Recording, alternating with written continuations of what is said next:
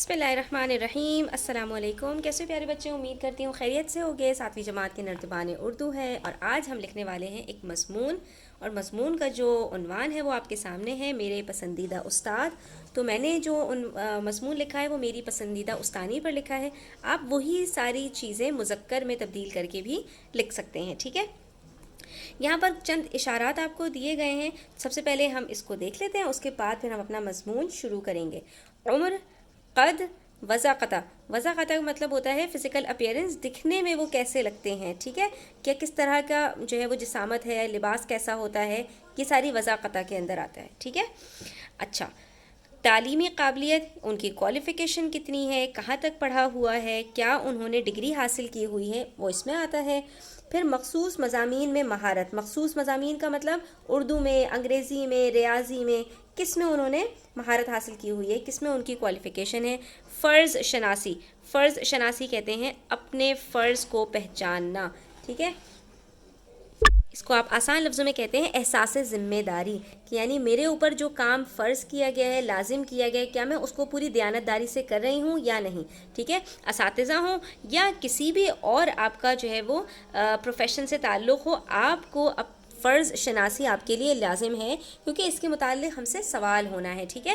ہم اگر کسی بھی کام کو کرنے میں ڈنڈی ماریں گے، ڈنڈی مارنے سے کیا مراد ہے کہ ہم اس کے اندر ہیرا پھیری کریں گے، اس کے اندر انصاف نہیں کریں گے، اس کو دیانتداری سے نہیں کریں گے، تو اللہ تعالیٰ کے ہاں پکڑ ہوگی، ٹھیک ہے؟ تو فرض شناسی جو ہے اساتذہ کے لیے بھی اور دوسرے کوئی بھی کام کرنے کے لیے بہت اہم عنصر ہے، ٹھیک ہے؟ تدریس کا طریقہ، یعنی ان کے پڑھانے کا طریقہ کیسا ہے۔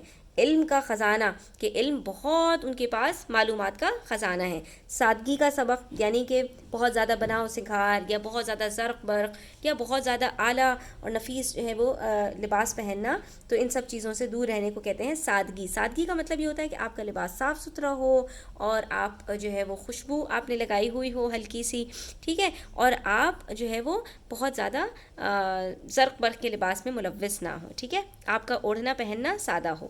جماعت میں رویہ، بچوں کے ساتھ کس طرح کا رویہ ہے، کہ نرم لہجہ ہے، سختی کرتی ہیں تو کس طرح کا لہجہ ہے۔ کھیلوں سے دلچسپی، یعنی کہ صرف پڑھانے سے تعلق ہے یا کھیلوں سے بھی کوئی دلچسپی ہے۔ وقت کی پابندی، وقت کی پابندی پھر وہی بات آتی ہے کہ دیانتداری کے اندر وقت کی پابندی بھی شامل ہے، یہ نہ ہو کہ دیر سے آئیں جلدی چلے جائیں، چھٹیاں کریں، تو یہ ساری چیزیں اس کا بھی اس کو ملحوظ رکھنا بھی ضروری ہے۔ معیاری گفتگو، معیاری گفتگو کا مطلب ہوتا ہے اپنا ایک اسٹینڈرڈ مینٹین کرنا، ٹھیک ہے؟ یہ نہ ہو کہ جو گفتگو کری جا رہی ہے اس کے اندر الفاظ کا چناؤ اچھا نہ ہو، ٹھیک ہے؟ ایک استاد کے لیے یہ چیز بہت اہم ہے کہ ان کے جو الفاظ ہوتے ہیں اس کا اثر بالواسطہ یا بغیر واسطے کے بچوں کی زندگیوں پر پڑتا ہے، ٹھیک ہے؟ تو ان کو اپنی گفتگو پر ضرور توجہ دینی چاہیے۔ دھیما لہجہ، دھیما لہجہ کا مطلب ہے سافٹ سپوکن ہے، آہستہ بولتی ہیں، چیخ چیخ کر نہیں بولتی۔ سرگرمیوں کا انعقاد، سرگرمیوں کا انعقاد سے مطلب ہے ایکٹیویٹیز جو ہے وہ بچوں کے لیے نئی نئی ایکٹیویٹیز لے کر آتی ہیں۔ مہمان نواز، یعنی بچوں کو کبھی کبھی تحفے بھی دے دیتی ہیں۔ جذبہ شوق، پڑھانے کا شوق ہے یا بس بیزاری سے پڑھا رہی ہیں۔ اور حصول تعلیم کی ترغیب، تعلیم حاصل کرنا، حصول تعلیم کا مطلب ہے تعلیم حاصل کرنا کتنا ضروری ہے، کیا بچوں کو یہ بھی سکھاتی ہیں، یعنی اس کی بھی ترغیب دیتی ہیں، اس کی بھی تعلیم دیتی ہیں یا نہیں، یا بس آتی ہیں پڑھا کر چلی جاتی ہیں۔ اور قابل رشک زندگی، کہ وہ ان کی زندگی کیسی ہے، ہمارے لیے قابل رشک ہے یا نہیں، ہمارے لیے اس میں نمونہ ہے یا نہیں، ہمارے لیے مشعل راہ ہے یا نہیں، ہمیں ان کی زندگی سے کوئی سبق ملتا ہے یا نہیں۔ چلیے اپنا ہم مضمون شروع کرتے ہیں۔ بہت اچھے الفاظ کے ساتھ ہم نے یہ مضمون لکھنا ہے کیونکہ ہم استاد کے بارے میں بتا رہے ہیں۔ سب سے پہلے جب بھی ہم اپنا مضمون شروع کرتے ہیں تو اس کے اندر ایک ابتدائیہ ہوتا ہے جس کے اندر ہم چند ادھر ادھر سے متعلق باتیں بتاتے ہیں۔ تو ایسے ہی آپ ڈائریکٹ نہیں شروع کر دیں گے میرے پسندیدہ استاد یہ ہیں، ان کا نام یہ ہے اور یہ نہیں۔ درس و تدریس ایک بہترین پیشہ ہے اور اساتذہ کا درجہ بہت بلند ہے، کیونکہ وہ ہمیں تعلیم و تربیت اور مختلف فنون سے آراستہ کرتے ہیں۔ فنون کس کو کہتے ہیں بچوں؟ جو ہم ڈفرینٹ سبجیکٹس پڑھتے ہیں، مضمون پڑھتے ہیں، یہ ہمیں نئے نئے فن سکھاتے ہیں، ٹھیک ہے؟ ایک ہوتا ہے علم اور ایک ہوتا ہے فن، ٹھیک ہے؟ تو ہمیں وہ فنون بھی سکھاتے ہیں اور ہماری تعلیم و تربیت بھی کرتے ہیں۔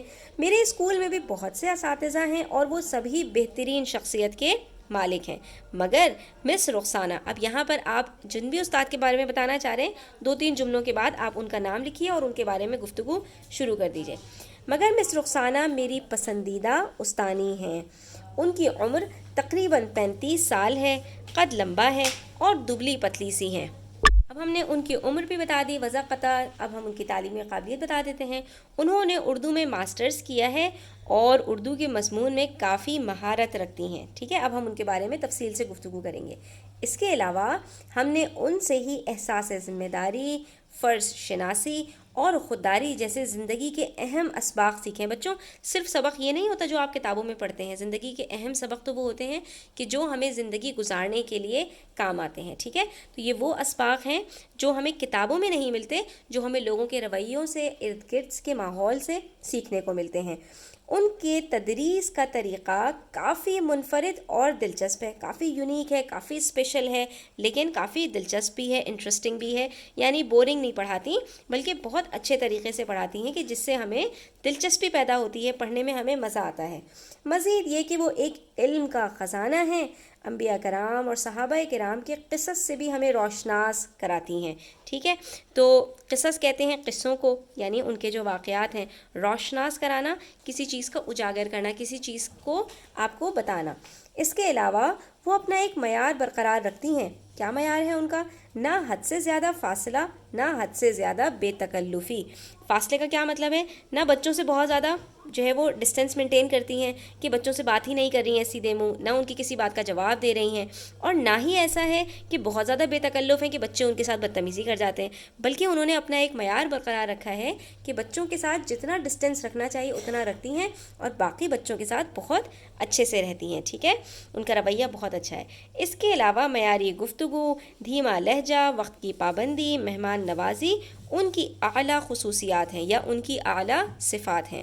وہ طلباء و طالبات میں حصول تعلیم کی ترغیب کے ساتھ ساتھ کھیلوں میں دلچسپی پیدا کرنے میں بھی اہم کردار ادا کرتی ہیں. یعنی بچوں کو وہ دونوں چیزوں میں بیلنس کرنا سکھاتی ہیں. ان کی زندگی قابل رشک ہے اور ہمارے لیے مشعلہ راہ ہے. ٹھیک ہے، اللہ تعالیٰ ہمارے اساتذہ کو سلامت رکھے. تو آج کا یہ مضمون بچوں ہمارا یہیں پر مکمل ہوتا ہے. امید کرتی ہوں آپ کو پسند آیا ہوگا. اگر ویڈیو اچھی لگی ہو تو لائک کیجئے، اپنے دوستوں کے ساتھ شیئر کیجئے، اپنے اساتذہ کے ساتھ شیئر کیجئے اور ان کو ڈیڈیکیٹ کیجئے. ان کے لیے اچھے الفاظ استعمال کیا کریں. ٹھیک ہے، اپنے اساتذہ کی عزت کیا کریں، کیونکہ ہمارے پیارے نبی صلی اللہ تعالیٰ علیہ وسلم نے فرمایا ہے کہ جو ہمارے بڑوں کی عزت نہ کرے اور جو ہمارے بچوں پر شفقت نہ کرے وہ ہم میں سے نہیں ہے. ٹھیک ہے، تو ہمیں ضرور اپنے اساتذہ کی بالخصوص بہت زیادہ عزت کرنی چاہیے. ٹھیک ہے، تو اچھا، اور دوسری بات بچوں یہ بھی ہمیں پتہ ہونا چاہیے کہ نبی کریم صلی اللہ تعالیٰ علیہ وسلم کی جو تربیت ہے، ان کو جو کچھ سکھانا ہے وہ اللہ تعالیٰ نے سکھایا ہے. تو اللہ تعالیٰ بھی نبی صلی اللہ تعالیٰ علیہ وسلم کے لیے استاد کا جو ہے وہ ہم کہہ سکتے ہیں کہ یہاں پر استاد والا اللہ تعالیٰ کا تعلق ہے نبی کریم صلی اللہ تعالیٰ علیہ وسلم کے ساتھ. ٹھیک ہے، تو اساتذہ کا جو درجہ ہے، علم کا جو درجہ ہے، وہ سب سے زیادہ اللہ تعالیٰ کے ہاں بلند ہے.